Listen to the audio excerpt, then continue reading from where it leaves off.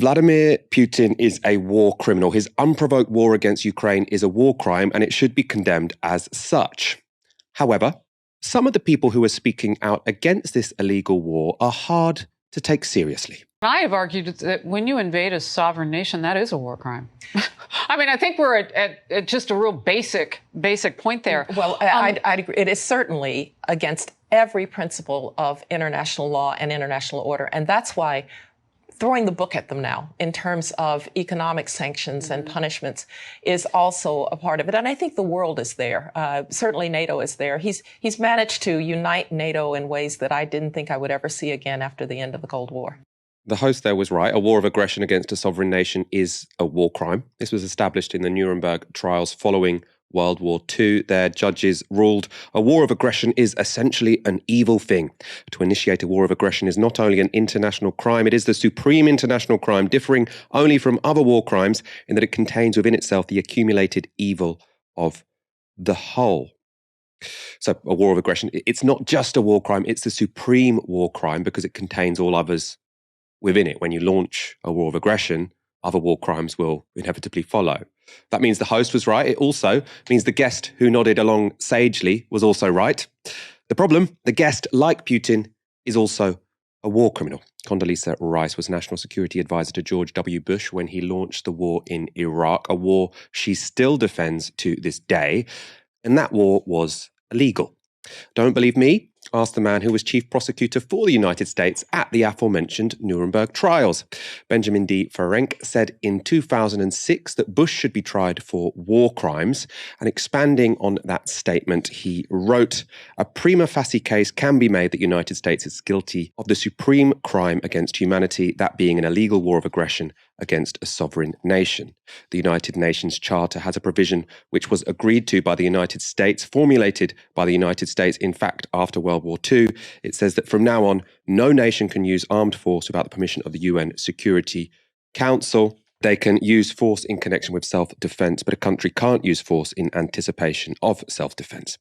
Regarding Iraq, the last Security Council resolution essentially said, look, send the weapons inspectors out to Iraq, have them come back and tell us what they've found, then we'll figure out what we're going to do. The US was impatient and decided to invade Iraq, which was all prearranged, of course, so the United States went to war in violation of the Charter.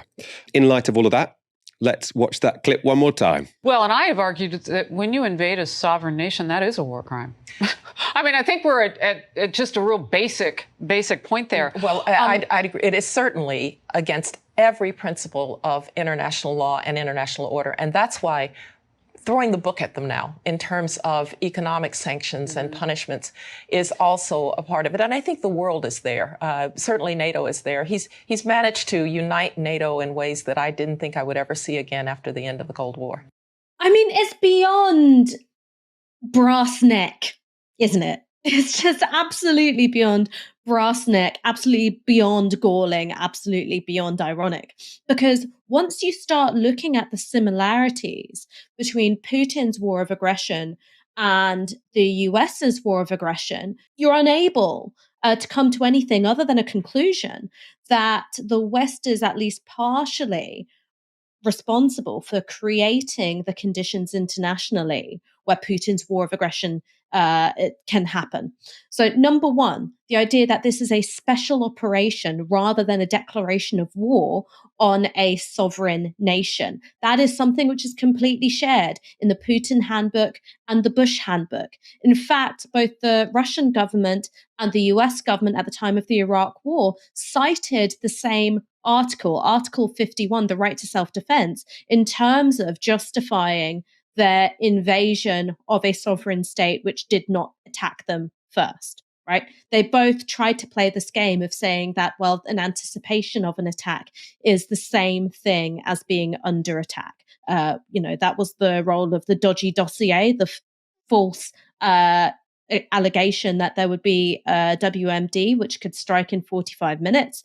That's also the same thing in terms of the propaganda that's going out in Russia, which was suggesting that there were attacks by Ukrainians against separatists in the Donbass, and that there could be, attacks against Russia itself, right? Same playbook. The idea that instead of framing it as a war between sovereign nations, but a war against terrorists, criminals, people who sit outside of the usual rules of war, again, that is a completely shared tactic between, Putin, Bush, and Blair. Blair, of course, in 2014 was saying, look, forget about what Putin's doing in Ukraine.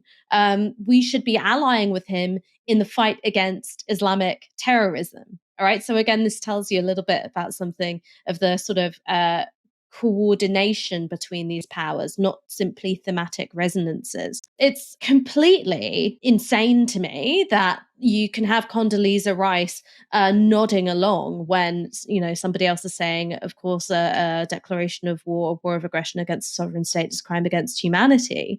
Because if she recognized that in any meaningful sense, she would have to look at her own role in similar war crimes against Iraq.